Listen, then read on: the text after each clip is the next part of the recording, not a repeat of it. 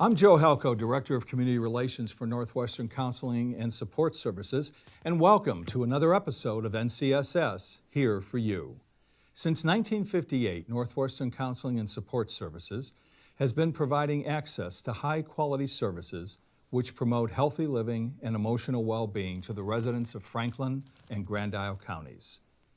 Over the years, as the needs of the community have changed, so too have the programs and services that we make available to assist children, adolescents, adults, families, and seniors. We take our role in the community seriously and strive to provide a continuum of the highest quality services to meet the needs of individuals who at any point seek assistance. This month's episode is titled The American Cancer Society, Attacking from Every Angle. Now, you may ask, how does cancer affect your mental health? Having cancer affects your emotional health. A cancer diagnosis can have a huge impact on most patients, families, and caregivers. Feelings of depression, anxiety, and fear are a very common and normal response to this life-changing experience. In addition, changes in body image can affect self-esteem and confidence. Many times, this leads to instances in which NCSS collaborates with the American Cancer Society in serving certain individuals and their families. In addition, the American Cancer Society works diligently throughout the year with numerous initiatives that go beyond raising funds for research. Among their other services, they have other services and programs that provide transportation assistance for patients and their families. Plus, they offer health and wellness education for people of all ages. To discuss the impact of the American Cancer Society and that it has on our local community in greater detail, I'm pleased to introduce this month's guests. And they are Heather Winther, Community Development Manager for the American Cancer Society, Kathleen Hoffman, Education and Mission Lead for the Relay for Life, Franklin County, Luke Sussdorff, Manager of Special Events for Hopes on the Slope at Jay Peak Resort, and Jenny Bouquet, Coordinator for Daffodil Days of Vermont. And I'd like to welcome all of you to the show this month. So, let's start with an overview of the American Cancer Society and also perhaps some of the myths that relate to the society. Sure. I think one myth might be that people don't realize that we're local. There are a lot of resources, some of them that you had noted earlier about transportation. Mm-hmm. Anybody throughout the state of Vermont, and we do see quite a bit of use in Franklin and Grand Isle County, our program called Road to Recovery. And this is for patients or their caregivers to get a free ride to an appointment or to a surgery. Unfortunately, access to care is one of the biggest issues in the Northeast. People will miss an appointment or push back a surgery if they know they don't have reliable transportation. So not only do we offer that here, but we are actively looking for more volunteers. There is a bit of a protocol you need to go through to be accepted into the program, but we are trying to be in the community, find more people to not only be a driver, but find more people to educate that this is a free resource to them. There's also the Hope Lodge, which is located in Burlington, Vermont, where many people, residents from Franklin and Grand Isle community, will stay there when they're receiving treatment. As long as you live within 40 miles or more away, it is free room and board to stay there. If for any reason we're over capacity, we have hotel partners throughout the state of Vermont that will also host patients and their caregivers while they're staying to undergo treatment. And it's also a network. So for any reason, if there's a Vermont resident who needs to go out of state for very serious treatment, which does sometimes happen, they can connect to a Hope Lodge or a Hope Lodge partner in other states to also receive free or discounted lodging during their treatment. Because at the end of the day, you've got enough to worry about, medical bills, family, work, pets. The list goes on. You shouldn't have to worry about where you're staying or how you're getting to a treatment appointment. Yeah, that's a terrific program, Heather. Yeah. That's other things that people might either not be aware of or may have a misperception of. I know one resource that I, even being involved with the organization, didn't know about until I may have needed it, is our 24-hour 1-800 number that patients and families can call. Even if, unfortunately, the case takes a turn for the worse, which was my situation after my mom died, I didn't know until another staff partner handed me a business card and said, you know, the 800 number's there for you all the time. That even as a surviving caregiver and family member, that I had that resource to lean on. Yes. And Jenny, do you have that number right off the top of your head by any don't. chance? Of Course I would ask that. No, I do. It is 1-800-227-2345. And keep in mind, too, that it is 24/7. They don't take holidays. It's not a call center. You're not going to get a recording. It's a live person. If you wake up in the middle of the night and you're stressed about your personal cancer journey or a family member that is or outside of Vermont and you want to talk to somebody, if you don't even know what your question is yet, but you know you want to talk to someone, not only can they coach you through what your issue might be, but if you want materials to read, they can let you know how to access those. Again, online, there's a lot of information that can be viewed online or can be printed and shared among family members who might need it. Terrific. That's terrific. Anything else that you'd like to share as far as from an overview perspective of the organization? A big part that you had mentioned earlier is the cancer research. So UVM Medical Center is the only hospital in the state of Vermont that does cancer research, and a lot of the funding that is done nationwide has come back to Vermont. So not only the funding that's done here, since I think it's been about 10 years, there's been over $10 million that has been funded in the state of Vermont, research that's done here. So people that are employed and living in Vermont are doing the research in addition to research that's done worldwide that is helping people in the state of Vermont.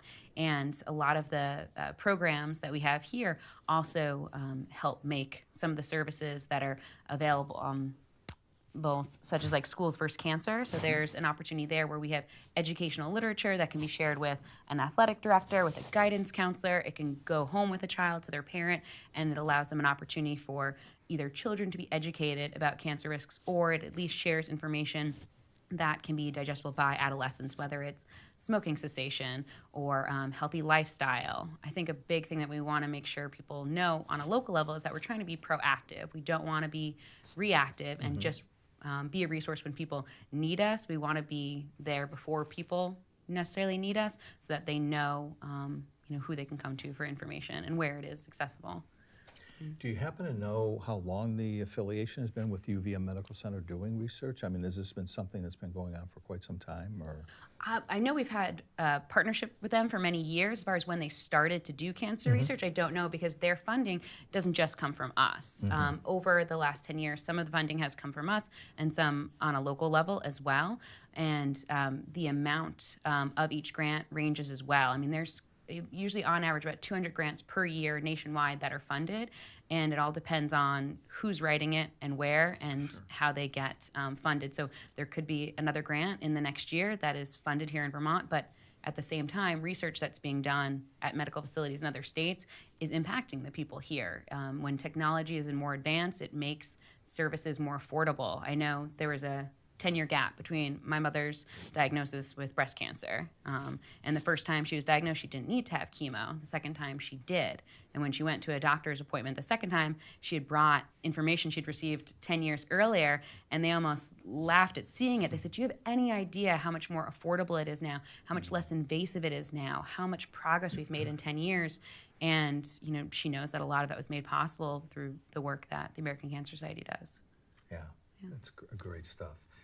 Now, let's talk about, we were talking about some of the examples of impact in my opening statements, and I know that you've already talked a bit about the road to recovery and this transportation and lodging here in the Northeast, but in some of the reading that I did, there's been some incredible, the numbers are astounding as to how this has helped so many individuals, not only here locally, but throughout the Northeast, and in their times, as you say, when the last thing they need to be concerned with is how in the world am I going to get to the appointment, and or if we have to go out of town, how are we going to be able to stay somewhere and be able to afford that. Yeah. Also, through partnerships we have across the state, whether it's with a local hospital or a local service group, we try to make sure that we educate patients as they're leaving a Hope Lodge, what resources are available in the community. If it's a support group, there are colon cancer support groups, there are cancer support groups for cervical cancer. And then when there might be an educational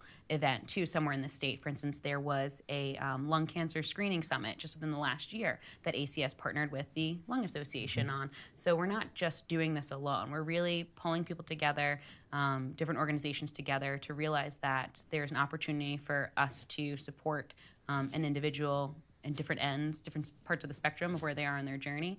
And it's best sometimes to have someone who's very focused in an area or to offer more of a holistic approach. And so in addition, on a local level, Northwestern Medical Center, which is right here in your counties, we serve on their cancer committee. So we work with them on a basis to make sure that we're providing them any resources they might need, but also receiving information back from them to make sure that we're communicating the most effective way we can. Now, let's talk a little bit about the history of the American Cancer Society and their involvement here in Franklin and Grand Isle counties, and some of what has Well, the first relay in Franklin County was 1997. Were you at the first one? I was not at the first one. I do know that it was held, I believe, in Highgate at the arena there before they moved it to Collins Purley in St. Albans, where we've been holding it for the last number of years.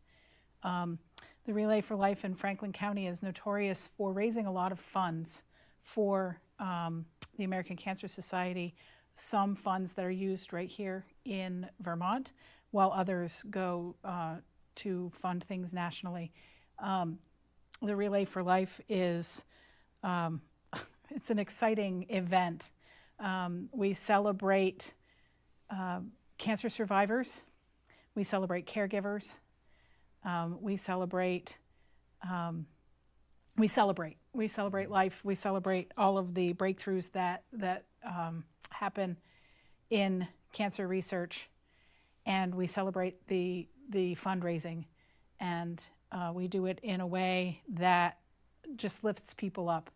And if you've never been to a Relay for Life event, you should really take the time to come. The opening of the event is phenomenal, where we have the survivors and caregivers do their first lap together, and it is very emotional, uplifting. And then later in the event, we have a luminary ceremony where we honor those who have passed away and honor those who are still fighting every day against cancer. And it's a very moving time. And here in Franklin County, it's hard. Collins Purley, anyone who's ever been there knows it's a wind tunnel.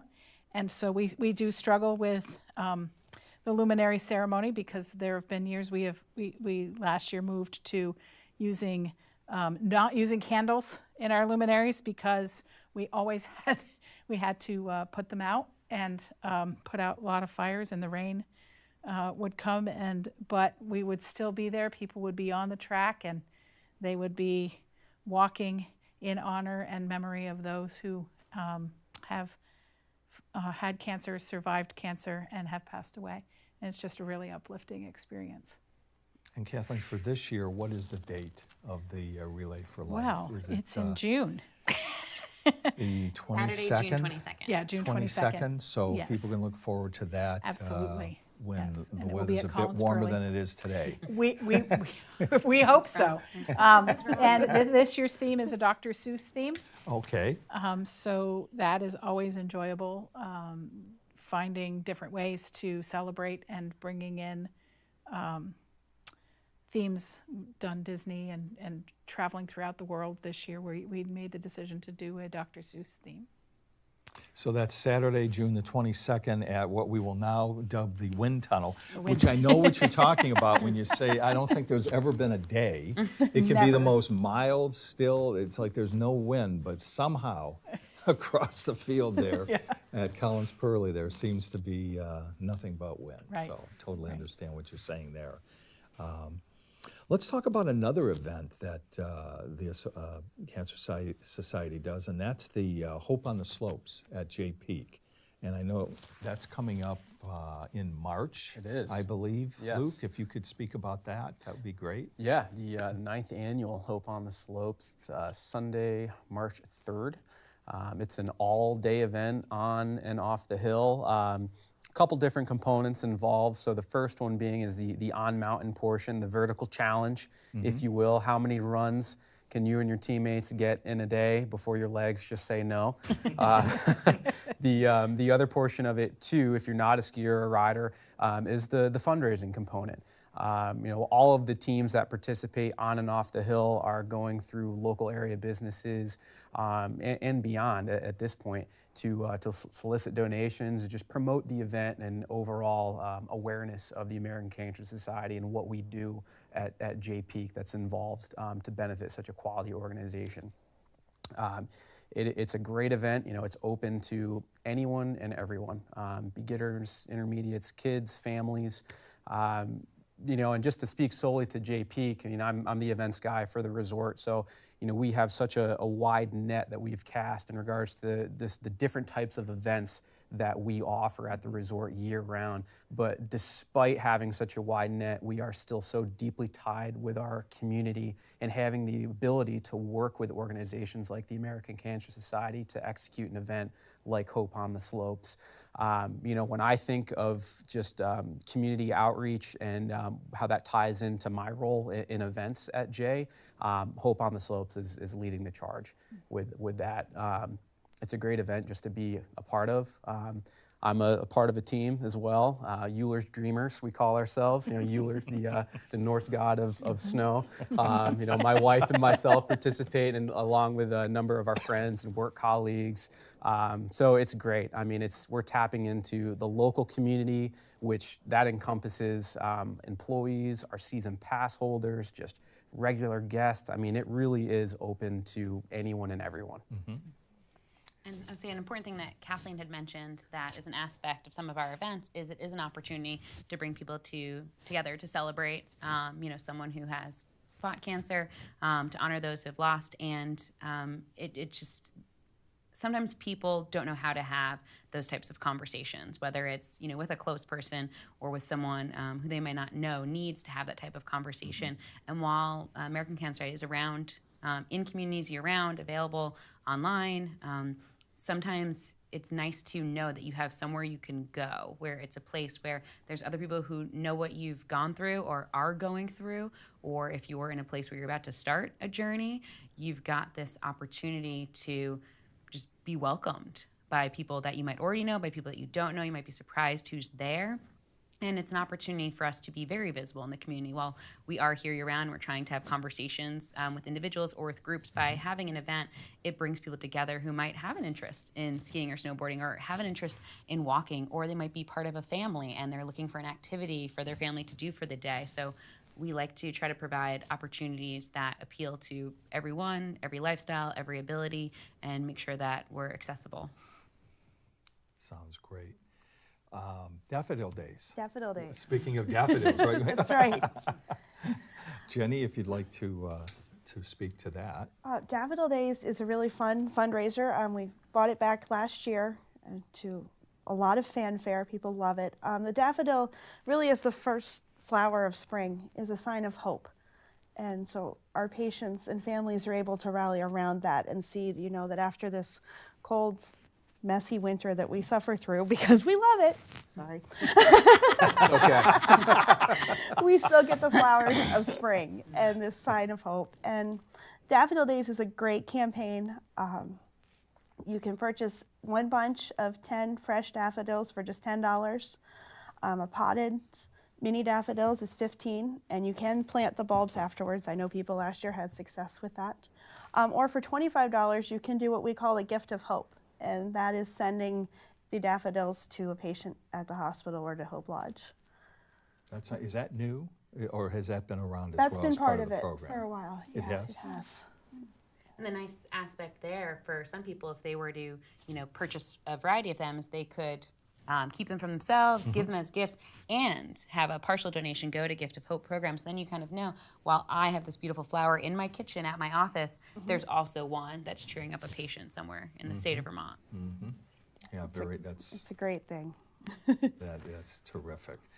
Now, another thing that you have that a lot of people may not be aware of, and you've alluded to it, most of you have alluded to it, is the ongoing support 24/7 cancer helpline and everything that goes along with that. And I think it was important, Heather, you had mentioned, these are not recorded messages or whatever, it's a live person. So if you would elaborate on that a little bit for folks, I think that would be helpful. Sure. Someone might call and just not have familiarity with using the internet. And so they have questions that they just want to know where local hospitals are that might specialize in their treatment.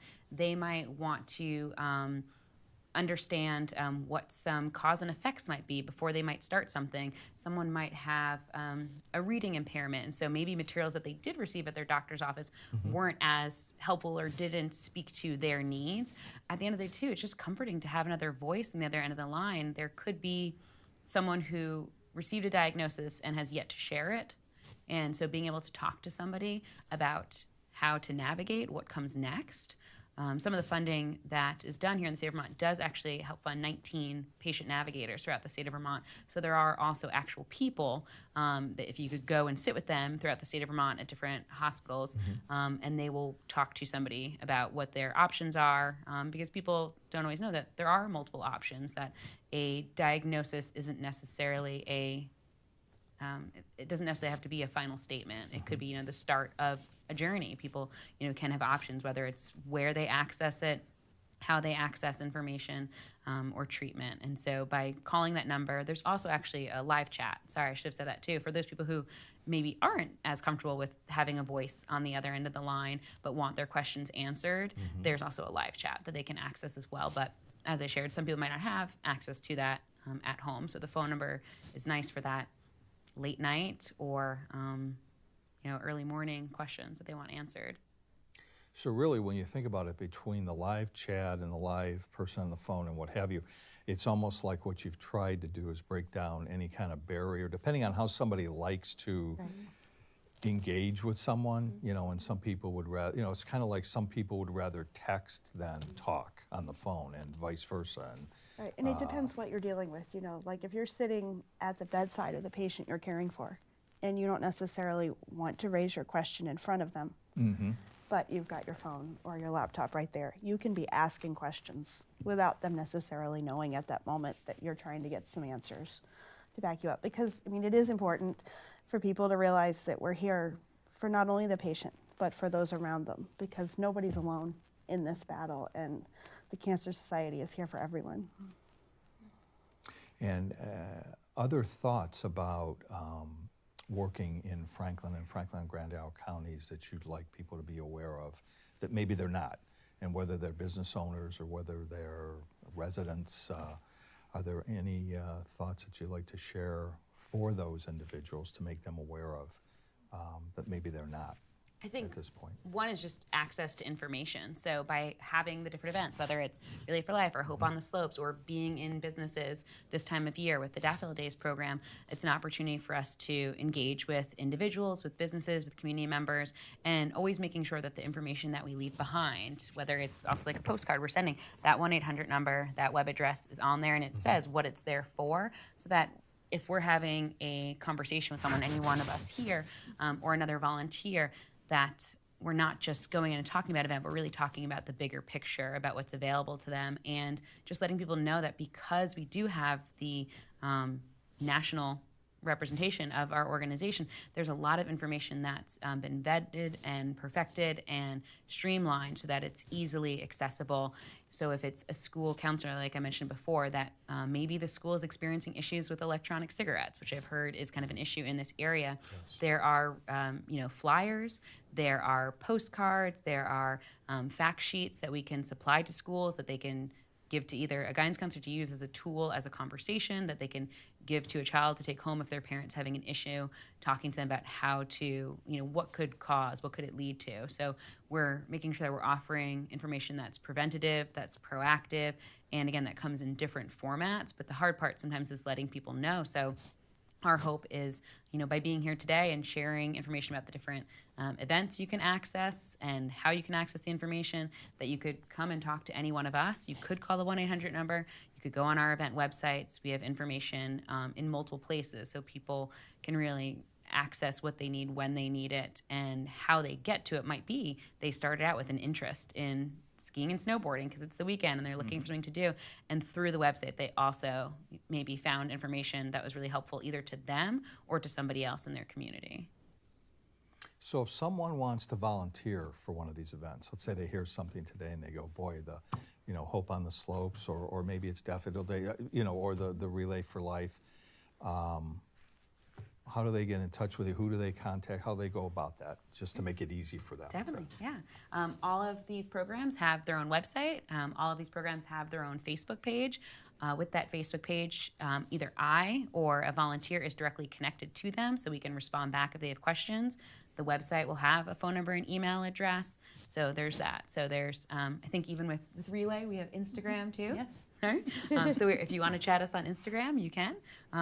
But our hope is to be accessible. And then I think by having committee members, by having planners that aren't just ACS staff people, I mean, our events and our programs are truly volunteer run. I can't possibly do the amount of work that any one of these individuals has done over the years for us.